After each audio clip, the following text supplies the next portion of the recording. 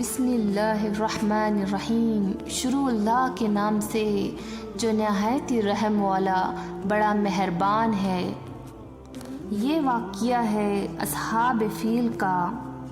حضور اکرم صلی اللہ تعالی علیہ وسلم کی پیدائش سے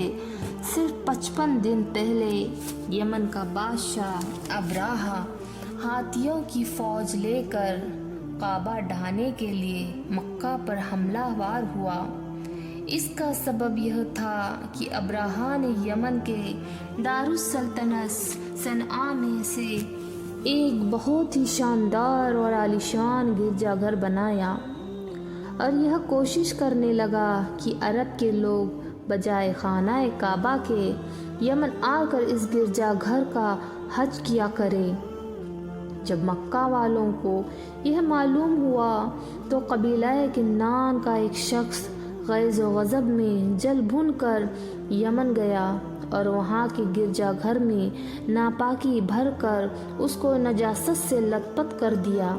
جب ابراہا نے یہ واقعہ سنا تو وہ تیش میں آپے سے باہر ہو گیا اور خانہ کعبہ کو ڈھانے کے لیے ہاتھیوں کی فوج مکہ والوں کے تمام اونٹوں اور دوسرے مویشیوں کو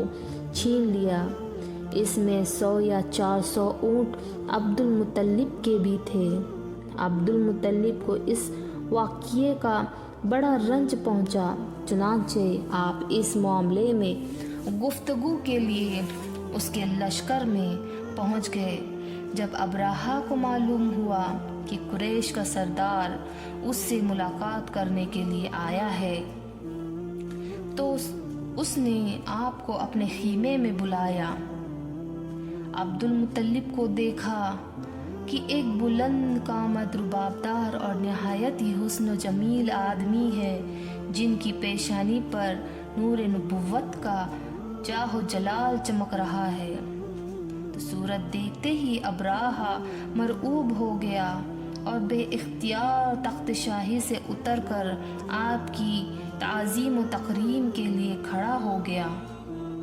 اور اپنے برابر بٹھا کر دریافت کیا کہ کہیے سردار قریش، یہاں آپ کی تشریف آوری کا کیا مقصد ہے؟ عبد المطلب نے جواب دیا کہ ہمارے اونٹ اور بکریاں وغیرہ جو آپ کے لشکر کے سپاہی ہانک لائے ہیں، آپ ان سب مویشیوں کو ہمارے سپرد کر دیجیے۔ یہ سن کر ابراہا نے کہا کہ اے سردار قریش، میں تو یہ سمجھتا تھا کہ آپ بہت ہی حوصلہ مند اور شاندار آدمی ہیں، مگر آپ نے مجھ سے اپنے اونٹوں کا سوال کر کے میری نظروں میں اپنے کار کم کر دیا۔ اونٹ اور بکری کی حقیقت ہی کیا ہے؟ میں تو آپ کے کعبہ کو توڑنے پھوڑنے برباد کرنے کے لیے آیا ہوں، آپ نے اس کے بارے میں گفتگو ہی نہیں کی۔ عبد المطلب نے کہا کہ مجھے تو اپنے اونٹوں سے مطلب ہے، کعبہ میرا گھر نہیں ہے، وہ خدا اپنے گھر کو بچا لے گا، مجھے کعبہ کی ذرا بھی فکر نہیں ہے۔ یہ سن کر ابراہا اپنے فرعونی لہجے میں کہنے لگا کہ اے سردار مکہ، سن لیجئے، میں کعبہ کو ڈھا کر اس کی اینٹ سے اینٹ بجا دوں گا اور روئے زمین سے اس کا نام و نشان مٹا دوں گا، کیونکہ مکہ والوں نے میرے گرجا گھر کی بڑی بے حرمتی کی ہے، اس لیے میں اس کا انتہا لینے کے لیے کعبہ کو نست نابود کرنے کے لیے آیا ہوں۔ عبد المطلب نے فرمایا کہ پھر آپ جانیں اور خدا جانے، میں آپ سے سفارش کرنے والا کون ہوں؟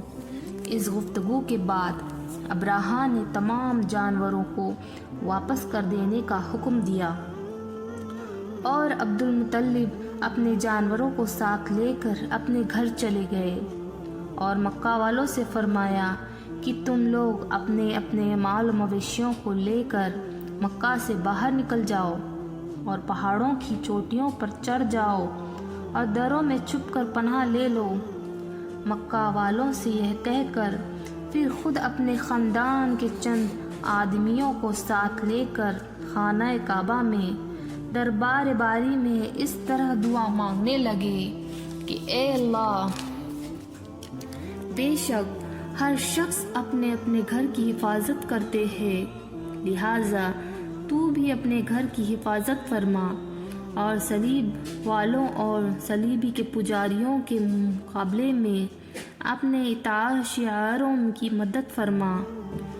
عبد المطلب نے یہ دعا مانگی اور اپنے خاندان والوں کو ساتھ لے کر پہاڑ کی چوٹی پر چڑھ گئے اور خدا کی قدرت کا جلوہ دیکھنے لگے۔ ابراہہ جب صبح کو کعبہ ڈھانے کے لیے اپنے لشکر کے زرار اور ہاتھیوں کی تیر کے ساتھ آگے بڑھا اور مکہ مقدس میں پہنچا تو خدا کا اس ہاتھی جس کا نام محمود تھا ایک دم بیٹھ گیا۔